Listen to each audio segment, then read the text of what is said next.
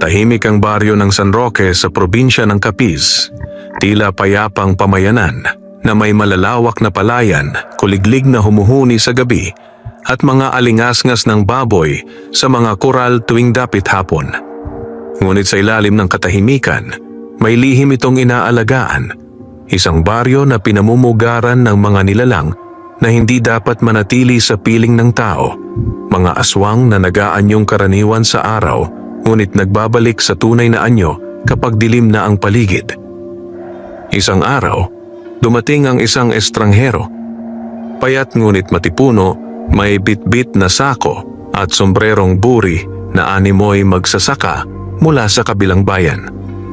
Nagpakilala siyang si Mario, isang simpleng mamimili ng baboy na naghahanap ng maaring bilhin para sa kaniyang asawang magsasaka at mga anak na naghihintay umano sa kanilang tahanan sa kabilang bayan.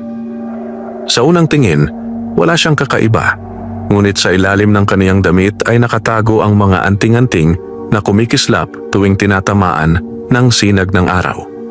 Siya si Leoncio, isang bihasang antingero na naglalakbay mula sa bayan patungo sa bayan upang hanapin at puksain ang mga aswang na bumibiktima ng mga inosenteng tao.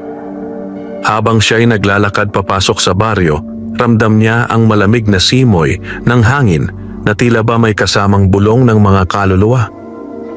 Sa mga gilid ng daan, ang mga matatandang nakaupo sa kanilang mga silong ay nakatitig sa kaniya na waray sinusukat kung siya'y karapat-dapat pumasok.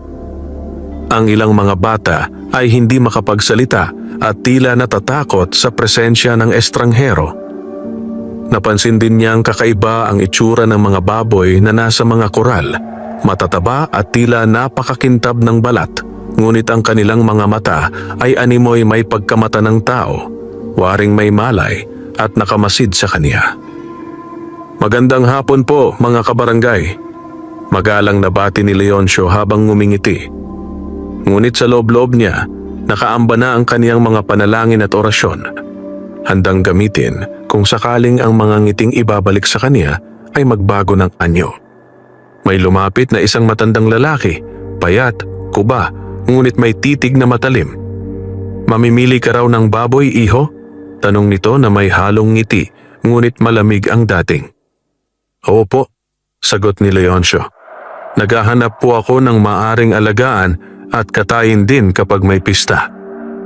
Ngunit sa ilalim ng kaniyang pagkukunwari, alam niyang hindi baboy ang tunay na dahilan ng pagpunta niya. Ang baryong ito ay matagal nang napapabalitang nawawala ang mga dayong dumaraan, mga magsasaka, mga manlalakbay, at minsan ay pati mga batang naghahanap lamang ng ligaw na hayop. At ngayong gabi, balak niyang tuklasin ang pinagmumulan ng mga kasawiang iyon. Habang ginagabayan siya ng matanda papunta sa isang malaking kural, napansin niyang lalo pang lumamig ang hangin. Ang mga bahay ay tila walang katao-tao, ngunit sa bawat bintana ay may mga matang nakasilip. Ang pakiramdam niya'y hindi siya tinatanggap bilang mamimili, bagkus ay inaamoy siya bilang susunod na pagkain. "Eto na, iho," wika ng matanda habang itinuro ang isang malaki at matabang baboy na tila nanginginang ang mga mata. "Kung gusto mo, pwede mong kunin agad. Murang-mura ko na lang ibibigay." Napangiti si Leoncio, ngunit sa kaniyang isipan ay malinaw ang kaniyang nakita. Ang baboy ay hindi hayop, kundi isang nilalang na pinilit baguhin ang anyo, isang aswang na nagpapanggap. Sa sandaling iyon, dahan-dahan niyang hinawakan ang kaniyang sinturon kung saan nakatago ang isang matalim na kutsilyo na may basbas ng dasal. Ngayon ay nagsisimula na ang kaniyang misyon at alam niyang ang baryong ito ay hindi lamang pugad ng mga baboy, kundi pugad ng mga halimaw. Habang tinatantya ni Leoncio ang paligid, ramdam niya ang bigat ng mga matang nakatuon sa kanya. Ang bawat huni ng kuliglig ay tila napapalitan ng pabulong na halakhak na nagmumula sa dilim. Pinipilit niyang manatiling kalmado, dapat magmukhang inosenteng mamimili lamang, hindi isang antingero na may misyon. "Mukhang maganda ang alaga niyo, tatang," Magalang niyang wika sa matandang nag-aalok ng baboy.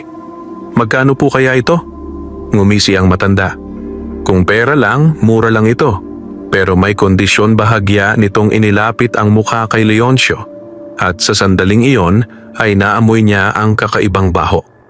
Hindi amoy ng laway ng matanda, kundi amoy ng nabubulok na laman. Kumain ka muna rito ngayong gabi. Huwag kang aalis nang hindi natitikman ang aming handa. Umangat ang kilay ni Leoncio. Alam niyang iyon ay isang bitag. Ang hapunan na iniaalok ay hindi karaniwang pagkain. Maaring karne ng tao o dugo ng mga nawawalang dayo. Ngunit hindi siya maaaring tumanggi. Baka mahalata ang kaniyang tunay na katauhan. Kung ganon po, malaking karangalan sa akin na makakain ng inyong handa. Sagot niya, sabay ngiti upang itago ang kaba. Inanyayahan siya ng matanda sa isang malaking bahay na yari sa kahoy at pawid. Sa loob nakaupo na ang ilang kababaihan at kalalakihan, lahat ay nakatingin sa kanya. May mga bata ring tahimik na nakamasid at ang kanilang mga mata ay masyadong matalim para sa kanilang edad. Sa gitna ng mesa, may malaking palayok na umaalingasaw ng amoy na nakakasulasok. "Halika, iho!" Wika ng isang babaeng may mahahabang buhok at pulang labi. "Tikman mo ang aming niluto. Pinakamasarap ito tuwing may bisita." Habang nilalagyan ng babae ang kaniyang mangkok, lihim na ipinatong ni Leoncio ang kaniyang kamay sa ilalim ng mesa. Doon, hinaplos niya ang maliit na krus na gawa sa tingga at isiniksik sa kaniyang bulsa. Dinagdagan niya ito ng dasal sa isip upang hindi siya maapektuhan ng anumang orasyon o panggayuma ng mga aswang. Nang ihain sa kaniya ang pagkain, unti-unti niyang tinikman. Lasa itong maalat at malansa at may kakaibang amoy ng dugo. Sa gilid ng palayok, nakita niyang may nakausling daliri ng tao. Tila hindi natanggal ng maayos bago lutuin. Pinilit niyang huwag magpakita ng pagkasuklam at ngumiti pa rin. "Masarap po," ani niya, kahit ang sikmura niya ay nagngangalit sa pagkaduwal. Pagkatapos ng hapunan, napansin ni Leoncio na mas lalo pang dumami ang mga tao sa paligid. Ang ilan ay nakatayo sa may pintuan, ang iba na may nakasilip sa bintana. Lahat sila'y nakangiti, ngiting hindi pangkaraniwan, ngiting may pangil na unti-unting lumilitaw. "Bago ka umuwi, iho," wika ng matanda, "kailangan mong dumaan sa isang pagsubok. Dito sa aming baryo, hindi basta-basta nakakapag-uwi ng baboy ang sinumang dayo. Kailangang makita namin kung karapat-dapat ka." "Anong klase pong pagsubok?" tanong ni Leoncio, bagamat alam na niyang ito'y bahagi ng kanilang ritual bago pumatay ng biktima. Ngumisi ang babae na kanina'y nagpakain sa kanya. "Madali lang, magpalipas ka ng gabi dito. Kung aabutin ka ng umaga, makakauwi ka kasama ang baboy na nais mo. Ngunit kung hindi mo kayanin..." Humalakhak siya ng mahaba at ang mga bata ay sabay-sabay ding tumawa na para bang mga matatandang halimaw na nakatago sa murang katawan. Tumango si Leoncio. "Kung ganon, tatanggapin ko ang inyong pagsubok." Ngunit sa kaniyang isipan, isa lang ang ibig sabihin nito. Ngayong gabi, lalaban siya. Habang naghahanda siya para sa pinakamasamang mangyayari, marahang kumislap ang anting-anting sa ilalim ng kaniyang barong.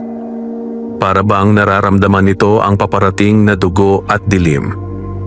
Sa unang pagkakataon, buong baryo ay tila kumikilos na laban sa kanya. At sa kalagitnaan ng dilim, naririnig na niya ang mga yabag. Hindi yabag ng tao, kundi ng mga paa at kuko na nagsisimulang magbago ng anyo. Madilim na nang tuluyang ipaalam kay Leoncio na kailangan niyang manatili sa lumang kamalig sa gilid ng baryo. Ang kamalig na iyon ay yari sa kahoy na tila ilang dekada nang hindi nagagamit. Ang bubong ay butas-butas at ang mga dingding ay may mga siwang na sapat upang makapasok ang malamig na hangin ng gabi.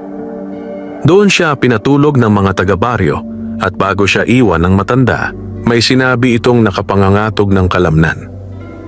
Kung may maririnig kang kumakatok sa dilim, iho, huwag kang magbubukas dahil baka hindi tao ang bumisita sa iyo.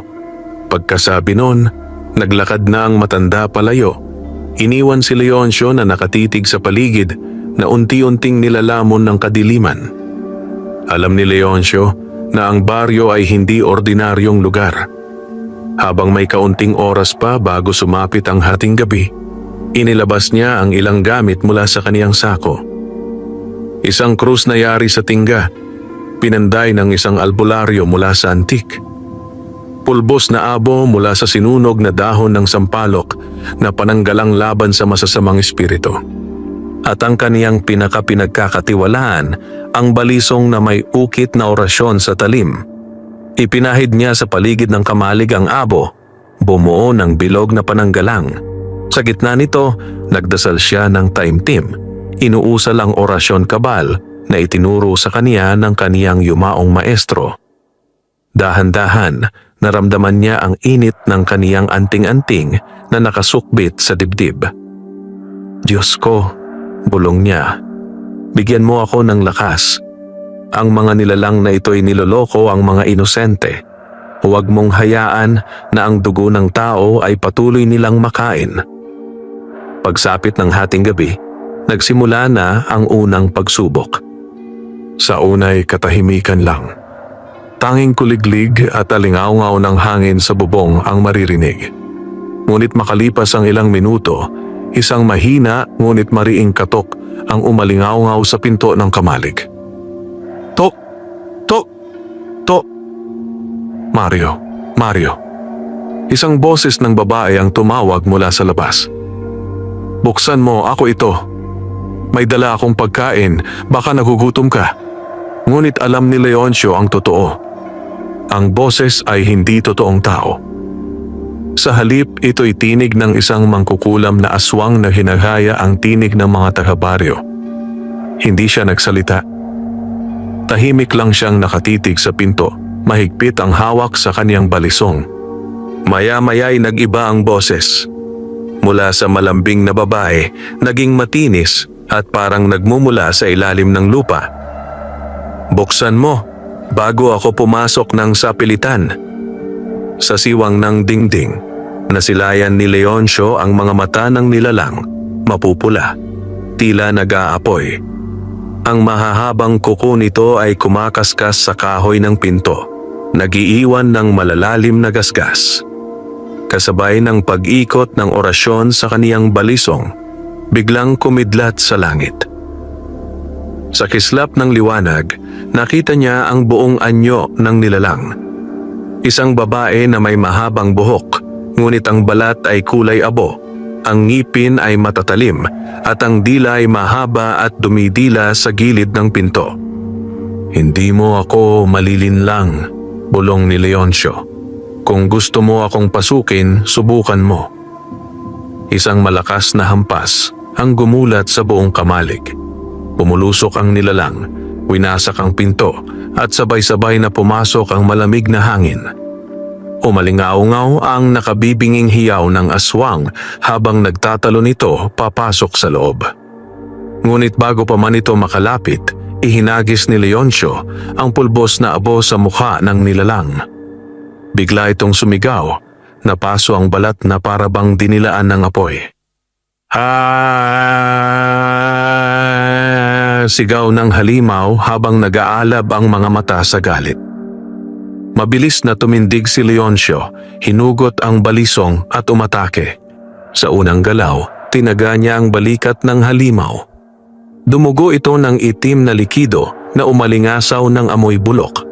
Gumanti ang halimaw, nagkamay na parang bakal at muntik ng masapol ang leeg ni Leoncio. Ngunit maagap siyang nakaiwas. Sa pamamagitan ng bilis na inensayo niya mula pagkabata, tinusok niya ang balisong sa dibdib ng halimaw habang inuusal ang dasal. Sa ngalan ng Diyos Ama, Diyos Anak at Diyos Espiritu Santo, lumayas ka sa mundong ibabaw. Isang malakas na hiyaw ang pinakawalan ng aswang.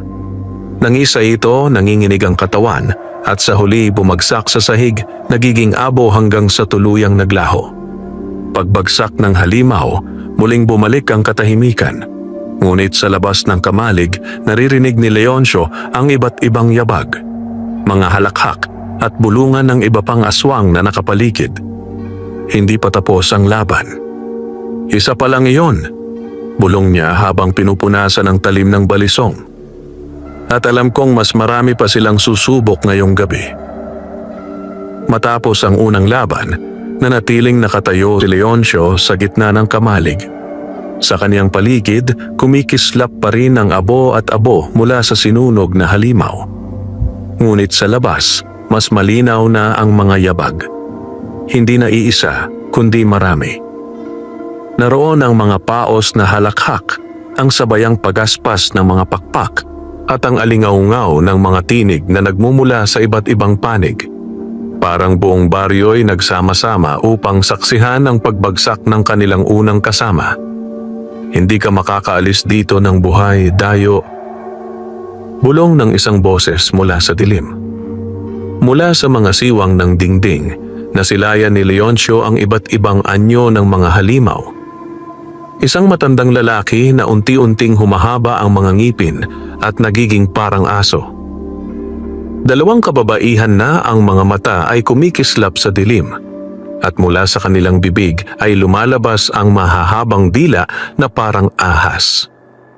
At ilang nilalang na may pakpak nakabitin sa mga puno sa paligid, handang sumugod. Alam niyang hindi niya kayang labanan silang lahat ng sabay-sabay sa iisang lugar. Kailangan niyang gumamit ng talino, hindi lang tapang. Umupo siya sandali, isinandal ang balikat sa dingding ng kamalig at ipinikit ang mga mata. Inusal niya ang orasyon na itinuro sa kanya ng kaniyang maestro. Ama naming makapangyarihan, balutin mo ako ng iyong liwanag. Huwag mong hayaang ang dilim ay manaig sa aking katawan at kaluluwa. Sa iyong basbas, maging sandata ko ang katotohanan. Habang inuusal niya ang mga katagang iyon, dahan-dahang nagliwanag ang kaniyang anting-anting. Ang liwanag ay kumalat sa abo na nakapalibot sa kamalig, at tila nagiging hadlang iyon upang makapasok agad ang mga nilalang. Ngunit ramdam niya, hindi iyon magtatagal.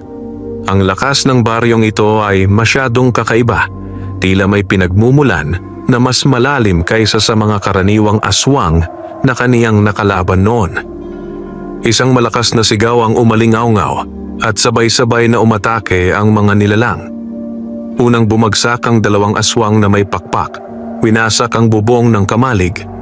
Sumunod ang may anyong aso na dumiretso sa pinto at ang dalawang babae ay dumila papasok sa mga siwang ng dingding. Mabilis na kumilos si Leoncio. Hinugot niya ang balisong at tumalon patungo sa unang aswang na lumusot sa bubong. Isang hiwa sa leeg at agad itong nagliyab, nagiging abo. Ngunit bago pa man siya makababa, sinalubong siya ng dila ng babae na parang sibat. Agad niyang naisip ang pulbos na abo at inihagis iyon, dahilan upang umurong ang nilalang na parang nasunog ng apoy. Ngunit ang asong halimaw ay nakapasok na. Tumalon ito kay Leoncio, mga pangil na handa ng sumakmal sa kaniyang leeg. Sa huling sandali, isinuksok niya ang krus na tingga sa bibig nito. Umusok ang bunganga ng halimaw at sumabog ang ulo nito sa abo. Habang nagtatagal ang laban, napansin ni Leoncio ang isang bagay.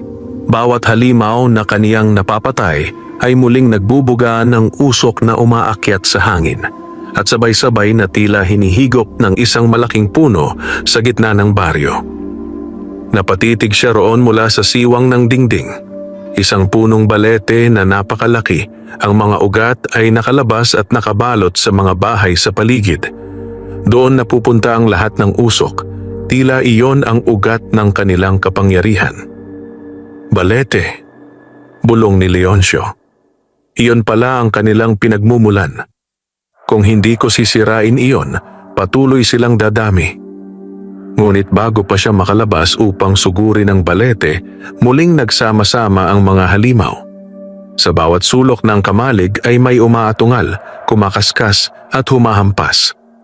Alam ni Leoncio na kung lalaban siya ngayon, baka hindi na siya makalabas ng buhay. Kailangan niyang pumili.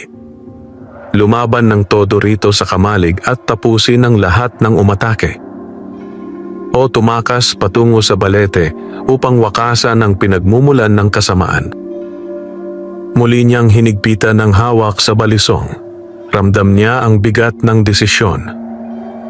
Sa bawat hampas ng mga halimaw sa dingding ng kamalig, lumalakas ang ugong ng gabi. Ang pawis ni Leoncio ay dumadaloy sa kaniyang noo, ngunit matatag ang kaniyang paninindigan. Alam niyang hindi rito magtatapos ang laban. Hindi niya kailangang ubusin ang lahat ng aswang sa harapan niya. Kailangan niyang wakasan ng ugat, ang pinagmumulan ng lakas nila, ang punong balete sa gitna ng baryo. Kung dito ko sila uubusin, hindi ako aabot hanggang umaga, bulong niya sa sarili. Ngunit kung masisira ko ang kanilang pinagmumulan, mawawalan sila ng lakas.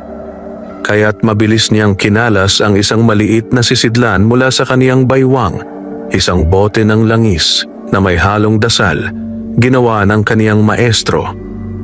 Dinilig niya ito sa sahig at sinindihan gamit ang palito.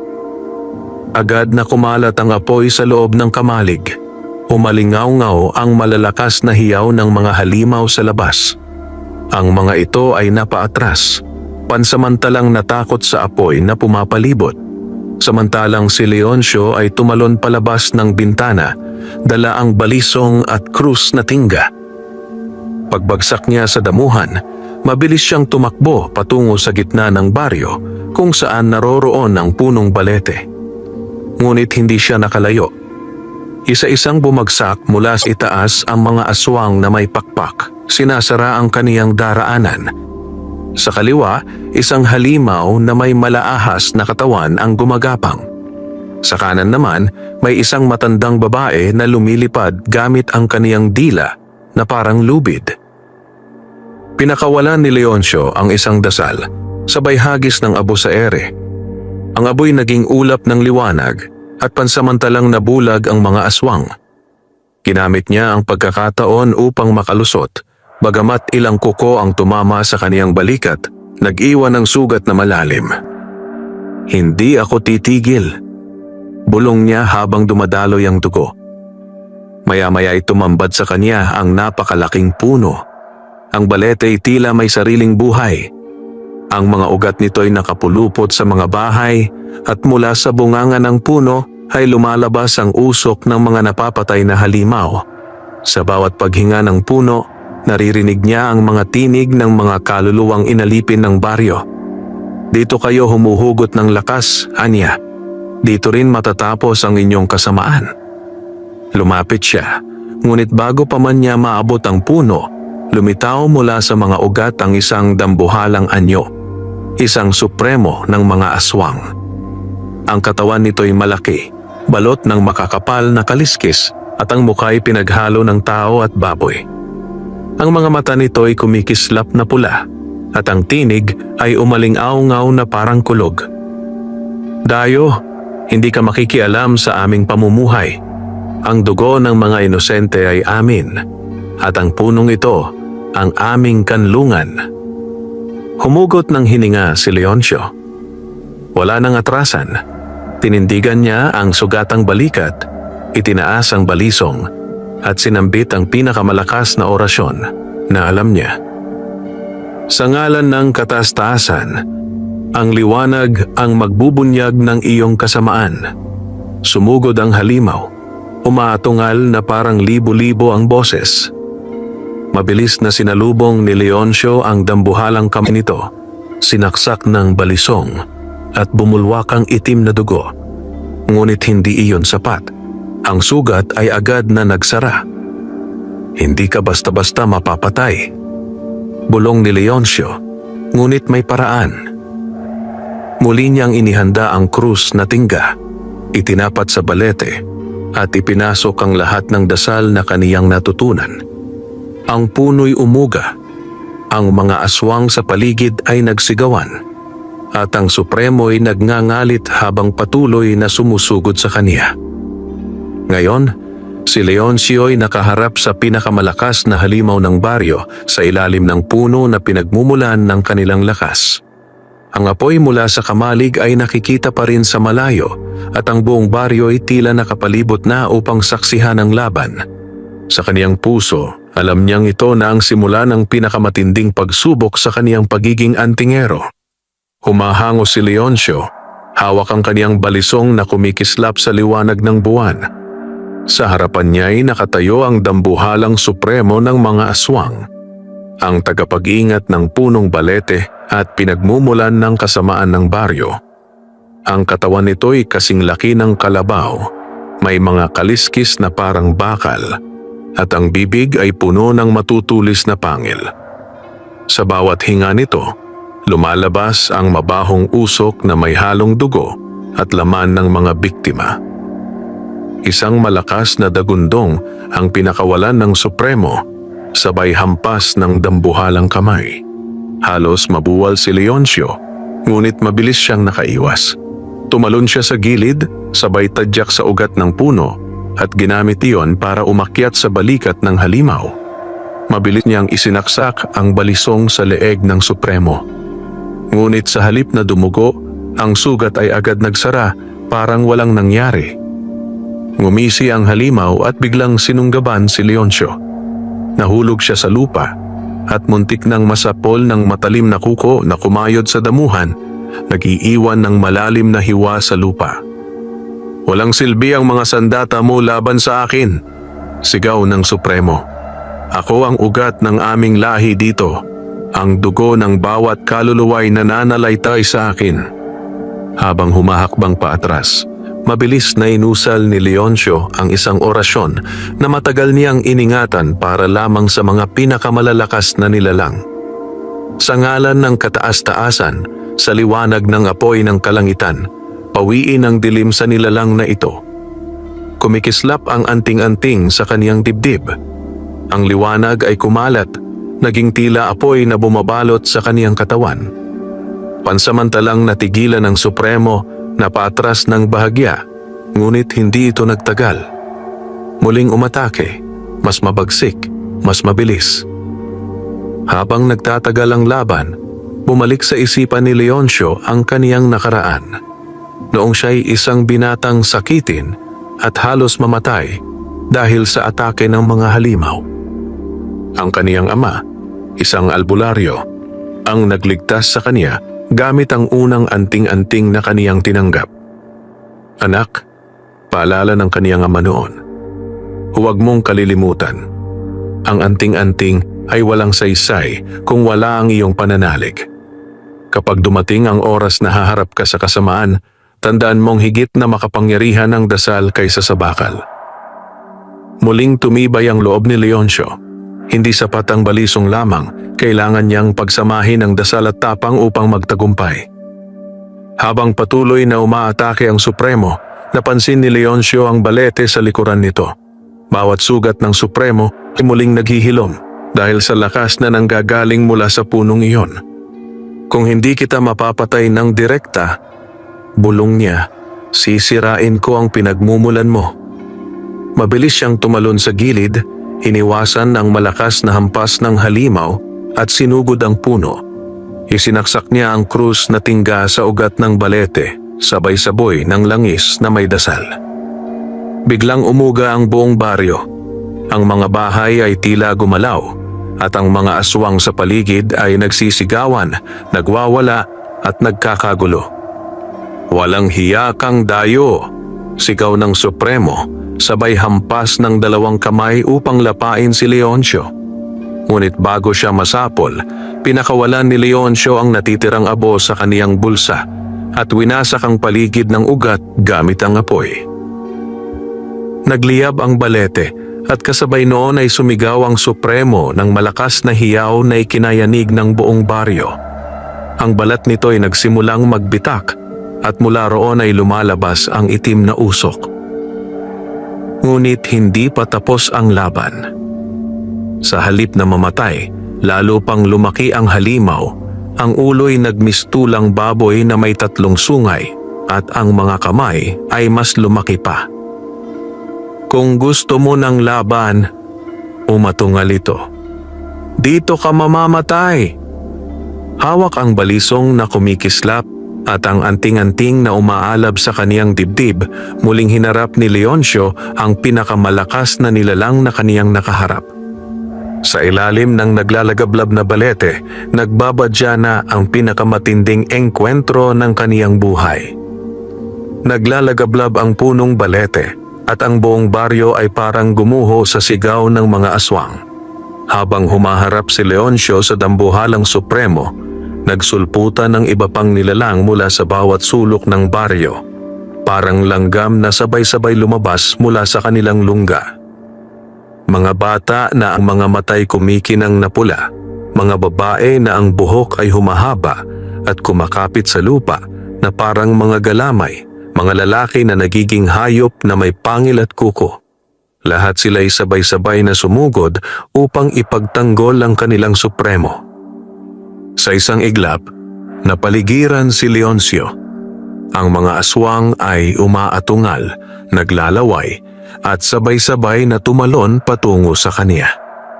Mabilis niyang isinuksok ang krus na tingga sa lupa at mula roon ay kumalat ang liwanag na nagpaatras pansamantala sa mga halimaw. Ngunit hindi ito tumagal sapagkat sa dami ng kalaban, nagsimula nang bumagsak ang kaniyang depensa. Isang aswang ang nakadamba sa kaniyang likuran, halos kagatin ang kaniyang leeg. Ngunit agad niyang isinaksak ang balisong sa tiyan nito.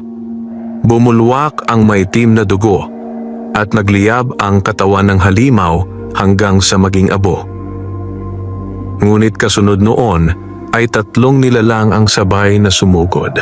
Isa ay umalulong na parang aso, isa'y dumila ng mahaba at tinangkang suotan siya sa leeg, at isa na may lumipad na may pakpak na parang paniki. Mabilis na inusal ni Leoncio ang orasyon fuerte. Liwanag ng kalangitan, pawiin ang dilim na ito, balutin ako ng iyong lakas. Sa isang iglap, nagningning ang anting-anting sa kaniyang dibdib. Ang liwanag ay naging parang kalasag na sumabog mula sa kaniyang katawan. Nabulag ang 3 halimaw at sabay-sabay na bumagsak sa lupa, nangangalit habang nag-aalab. Hindi ako basta mamamatay sa inyong mga kamay, sigaw ni Leoncio. Ngunit hindi na naghintay ang supremo. Sumugod ito na parang buhawi, winasak ang mga puno sa paligid, at isang hampas ang tumama kay Leoncio na nagpabagsak sa kaniya sa lupa. Ramdam niya ang sakit sa kaniya tagiliran. May nabali sa kaniyang tadyang. Dayo, sigaw ng supremo. Hindi mo mauunawaan ang aming gutom. Ang dugo at laman ng tao ang aming pagkain, at ngayon ang dugo mo ang magpapalakas sa akin. Hinawakan nito si Leoncio at halos durugin ang kaniyang katawan. Habang pinipigas siya ng mga kamay ng halimaw, inalala niya ang huling habilin ng kaniyang ama. Kapag dumating ang oras ng iyong kamatayan, gamitin mo ang huling dasal. Huwag mong hayaang masayang ang iyong sakripisyo. Sa huling sandali, isiniksik ni Leoncio ang krus na tingga sa dibdib ng supremo at isinabay ang lahat ng dasal na alam niya. Ama, Anak, Espiritu Santo, sa iyong liwanag, wasakin mo ang kasamaan na ito. Isang nakakasilaw na liwanag ang sumabog. Ang supremo ay napaalulong, bumitaw sa kaniya, at ang buong baryo'y umuga na parang lilipulin ng lindol.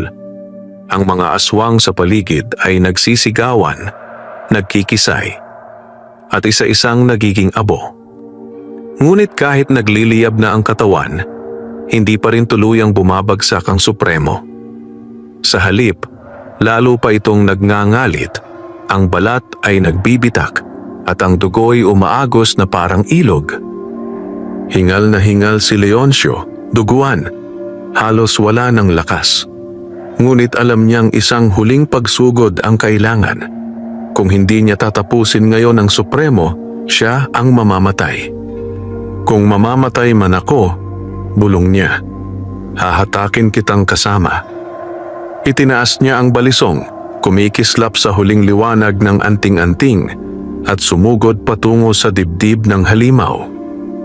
Sa isang iglap, tumalon si Leoncio patungo sa dibdib ng Supremo, hawak ang kaniyang balisong na kumikislap sa liwanag ng anting-anting.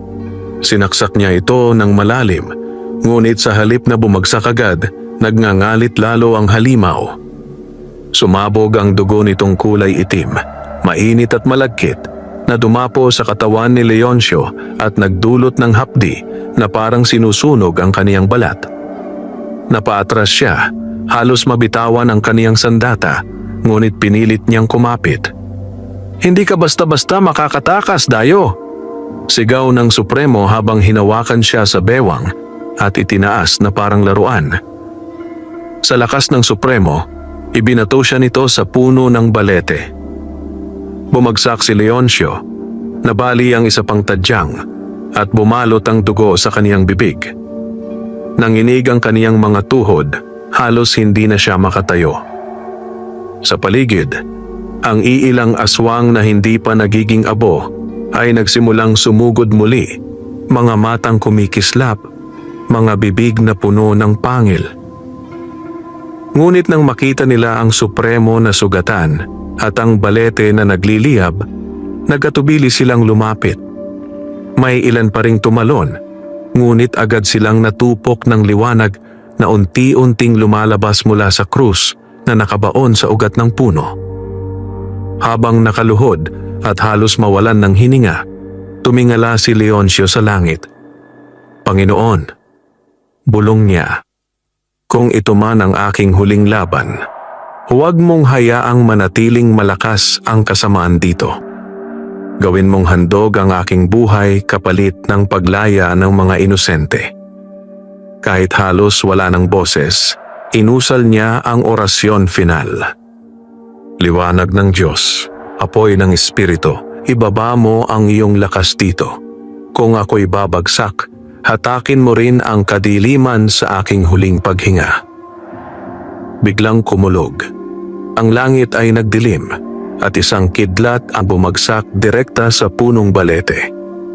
Sa lakas ng tama, nagsimulang magliyab ang buong puno at ang mga ugat nito'y nagbitak, isa-isang naputol. Ang Supremo ay napahiyaw, bumagsak sa lupa at nagsimulang magliyab ang katawan. Ngunit bago ito tuluyang masunog, sinunggaban pa nito si Leoncio, tinangkang hatakin upang sabay silang mamatay. Nagtagpo ang kanilang mga katawan sa gitna ng apoy. Nadaganan siya ng dambuhalang halimaw at naramdaman niya ang bigat na parang bundok. Halos mabasag ang kaniyang mga buto. At ang huling nakita niya bago siya mawalan ng malay ay ang mga mata ng Supremo na nag-aalab at ang apoy na sumusunog sa paligid. "Kung ito man ang aking huling gabi," mahina niyang bulong, "naway hindi na muling mangyari ito sa sinuman." Pagkatapos, tuluyang nagdilim ang lahat. Habang bumagsak si Leoncio, nagkaroon ng malakas na pagsabog mula sa punong balete. Ang apoy ay kumalat sa buong baryo at ang mga aswang na natitira ay nagsisigawan bago naging abo. Ang kanilang mga bahay ay gumuho at ang mga huni ng gabi ay napalitan ng katahimikan. Ngunit sa gitna ng abo at guho, hindi pa tiyak kung si Leoncio ay buhay o tuluyang nasawi. Madilim. Walang maririnig kundi ang unti-unting paglagitik ng mga nagliliyab na kahoy at ang marahang pagbagsak ng abo mula sa punong balete na ngayoy nagiging abo na rin. Sa gitna ng guho, nakahandusay si Leoncio, duguan, halos hindi na gumagalaw. Ang kanyang dibdib ay mabigat, bawat hinga ay tila huli na. Ngunit sa kabila ng lahat, may munting liwanag na hindi naglalaho, ang kanyang anting-anting na nakasukbit sa dibdib. Mahina itong kumikislap, parang pintig ng pusong ayaw tumigil. Habang nakahandusay, narinig ni Leoncio ang mga bulong. Mga tinig na mahihinang dumadalangin. "Salamat, salamat sa paglaya." Ang mga iyon ay mga kaluluwa ng mga biktima ng baryo na ngayoy nakawala mula sa pagkakagapos sa balete. Ang kanilang mga tinig ay parang hangin na dumadampi sa kanyang sugatang katawan, nagbibigay ng init at lakas. Isang tinig ng matanda ang umalingaw-ngaw, tila tinig ng kanyang yumaong ama. "Anak, hindi pa tapos ang iyong misyon. Bumangon ka. Ang iyong dugo at dasal ang magpapatuloy ng liwanag." Biglang kumislap ang anting-anting. Ang liwanag nito'y naging mas maliwanag pa kaysa sa apoy na kumakain sa baryo. Dumaloy ang liwanag sa buong katawan ni Leoncio. Pinapawi ang hapdi ng sugat, pinatitibay ang kanyang hininga. Dahan-dahan siyang napakapit sa lupa at sa pag-angat ng kanyang ulo, nakita niyang ang abo ng Supremo ay unti-unting naglalaho, tinatangay ng hangin. Ang dating nagngangalit na halimaw ay wala na at ang baryo ay natabunan ng abo at apoy. "Panginoon," bulong niya habang dahan-dahang bumabangon, "kung ako'y binigyan mo pa ng isa pang buhay, hindi ko ito sasayangin. Lilisanin ko ang lugar na ito nang tapos ang aking tungkulin." Pagmulat niya, halos wala nang natira. Ang mga bahay ay abo na, ang mga halimaw ay abo rin, at ang punong balete ay abo na ring iniihip ng hangin. Wala na ring katao-tao o kahit anong nilalang na natitira. Ngunit kasabay ng katahimikan ay ang bigat ng kanyang pakiramdam. Siya lamang ang nabuhay mula sa gabing iyon. Ang buong baryo ay tila binura sa mapa ng mundo at tanging abo at guho na lamang ang alaala ng kasamaan. Mahina ang katawan, duguan pa rin, ngunit nakatayo si Leoncio. Hawak niya ang kanyang balisong at krus na tingga, parehong basang-basa ng dugo at abo, ngunit kumikislap pa rin sa liwanag ng buwan. "Hindi pa rito nagtatapos, Anya. Kung may mga baryong tulad nito, ako'y maglalakbay pa. Hanggat may mga aswang na pumapatay at lumalamon ng inosente, hindi ako hihinto." Sa gitna ng abo, nagsimula siyang maglakad palayo. Iniwan ang guho ng baryo na minsan ay pugad ng kasamaan. Ngunit habang papalayo siya, narinig niyang muli ang iisang bulong. Mahina, ngunit malinaw, "Babalik kami." Tahimik na ang gabi. Ang dating baryo ng mga aswang ay abo na lamang at ang punong balete na minsang naging ugat ng kasamaan ay nawasak at naglaho. Ngunit si Leoncio, bagamat sugatan at pagod, ay muling nakatindig. Sa kanyang dibdib ay patuloy na kumikislap ang anting-anting. Tanda na ang kaniyang buhay ay hindi pa tapos at ang kaniyang misyon ay magpapatuloy. Bitbit ang balisong at krus na tingga. Naglakad si Leoncio palabas ng guho. Ang buwan ay mataas sa kalangitan, nagbibigay ng liwanag sa kaniyang daan. Sa bawat yapak niya, ang abo ay umaangat at tinatangay ng hangin na parabang binubura ang lahat ng bakas ng kasamaan. Sa wakas, bulong niya, nakalaya na ang mga kaluluwang matagal nang ginapos ng mga nilalang dito. Ngunit hindi dito nagtatapos ang lahat. Marami pang baryo, marami pang nilalang na nakatago sa dilim. Habang naglalakad siya, inalala niya ang lahat ng kanyang pinagdaanan. Ang hapunan ng mga aswang, ang pagsubok sa kamalig, ang labanan sa Supremo at ang halos kamatayan na kanyang sinapit. Bawat sugat sa kanyang katawan ay alaala ng pakikibaka at bawat peklat ay tanda ng kanyang paninindigan. Kinabukasan, nang sumikat ang araw, nakita ni Leoncio ang isang maliit na ilog. Doon niya hinugasan ang kaniyang mga sugat at muling binaybay ang kalsadang patungo sa mga kalapit na bayan. May mga magsasaka at mga ngalakal na kaniyang nadaanan at lahat sila'y nagtataka kung bakit siya duguan at pagod. Ngumiti lamang siya at sagot, "Nahulog ako sa isang gulo, ngunit ako'y ligtas na ngayon." Hindi niya binanggit ang katotohanan sapagkat alam niyang hindi lahat ay handang makinig at maniwala sa kaniyang laban. Bago siya tuluyang umalis sa lugar, muli siyang lumingon sa direksyon ng baryo. Wala na roon kundi abo at usok, ngunit muli niyang naalala ang bulong na kaniyang narinig bago siya lumisan. "Babalik kami." Napakuyom siya ng kamao. Kung babalik man kayo, handa akong sumalubong. Hindi kayo kailanman maghahari habang ako'y humihinga. Mula roon, ipinagpatuloy ni Leoncio ang kaniyang paglalakbay. Nagtungo siya sa iba pang mga bayan. Nagpakilalang mamimili ng baboy o simpleng manlalakbay. Ngunit sa ilalim ng kaniyang pagkukunwari ay patuloy niyang ginampanan ng kaniyang tunay na tungkulin, ang maging tagapuksa ng mga aswang. Sa bawat baryo na kaniyang napupuntahan, dala niya ang liwanag ng kaniyang anting-anting, ang tapang ng kaniyang balisong, at ang pananalig sa may kapal. At sa bawat dilim na susulpot, naroon siya upang magdala ng apoy at dasal. Sa gitna ng daan, habang papalayo sa lugar ng kaniyang pinakamatinding laban, napatingala siya sa langit. Ang liwanag ng araw ay unti-unting pumapawi sa takot ng gabi. Bilang antingero, bulong niya, "Ako'y ipinanganak hindi para sa sarili kong kapayapaan, kundi para sa kapayapaan ng iba. Hanggang sa aking huling hininga, ako'y magiging bantay laban sa mga halimaw ng gabi." At sa paglalakbay niya, ang hangin ay tila nagdadala ng kasabay na mga tinig ng mga kaluluwang kaniyang pinalaya. Mga tinig na nagbubulong, "Salamat, Leoncio." Makalipas ang maraming buwan, kumalat ang balita sa mga karatig na bayan tungkol sa isang misteryosong lalaki. Isang estrangherong dumadaan sa mga baryo, nagtatanong tungkol sa mga baboy, ngunit palaging nagiiwan ng katahimikan sa mga lugar na dati pinamumugaran ng kasamaan. Walang nakakaalam ng kaniyang tunay na pangalan. Para sa ilan, siya'y isang banal na albularyo. Para sa iba, siya'y isang ligaw na mandirigma. Ngunit para sa mga nakasaksi ng kaniyang gawa, siya'y tinatawag ng iisang pangalan, ang antingerong mamimili ng baboy. Wakas.